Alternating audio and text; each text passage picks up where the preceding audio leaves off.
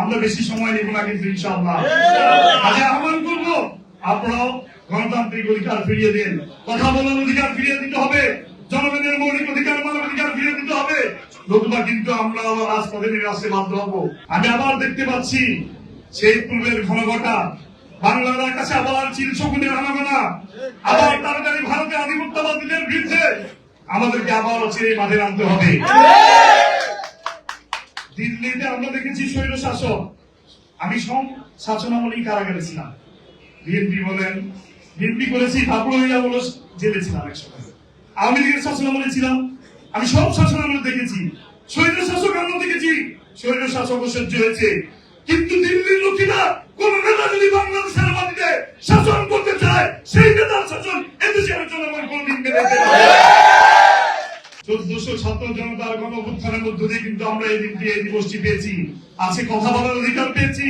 আমরা যদি দেখি বর্তমান শাসক গোষ্ঠী আবার সেই একই কায়দায় একইভাবে সেই ফ্যাসিবাদের ভূমিকা অবতীর্ণ হয়, তবে আমরা ইনশাআল্লাহ আবার রাজপথে নেমে আসবো। আপনাদের পতন ঘটানোর জন্য আমরা বেশি সময় নেব না কিন্তু ইনশাআল্লাহ। আজ আহ্বান করব, আপনারাও গণতান্ত্রিক অধিকার ফিরিয়ে দিন, কথা বলার অধিকার ফিরিয়ে দিতে হবে, জনগণের মৌলিক অধিকার মানব অধিকার ফিরিয়ে দিতে হবে, নতুবা কিন্তু আমরা আবার রাজপথে নেমে আসতে বাধ্য হবো। আমার পরিবারের উপর অত্যাচার করা হয়েছে, জুলুম করা হয়েছে, আমি কোনো এনসিপি আমি বুঝতে পেরেছি, বুঝতে সক্ষম হয়েছি, এই এনসিপির মাধ্যমে এই দেশের জনগণ একমাত্র নিরাপত্তা থাকবে। আজকে যে ফ্যাসিবাদে কায়েম থাকতো, শেখ হাসিনা যদি পালিয়ে যেত না যেত, তাহলে হয় আমাদেরকে জেলে করতে হতো, অথবা ফাঁসির কাস্টে দণ্ডিত হয়ে আমাদেরকে ফাঁসির মঞ্চে ঝুলতে হতো।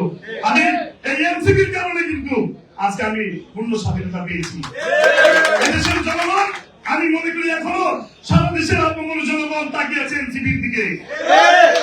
এনসিপি রাস্তায় নেমে আসবে, জনগণের অধিকার ফিরে পাবে। আর যদি এনসিপি আবার ঝিমিয়ে যায়, তাহলে দেশের মানুষের ভাগ্যে আবার সেই কাল অন্ধকার নেমে আসবে।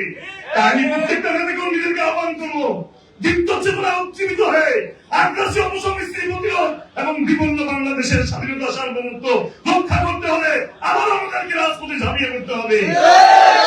এদেশের জনগণ কিন্তু পরিবর্তন চায়, যদি পরিবর্তন না নেন, কিভাবে পরিবর্তন আনতে হয় সেটা রাজপথে আমার আন্দোলনের মাধ্যমে প্রমাণ করে দিবেন।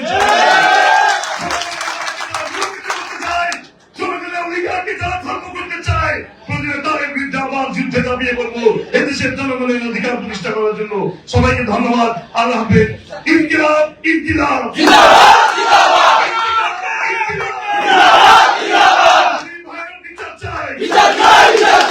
ভাইয়ের রক্ত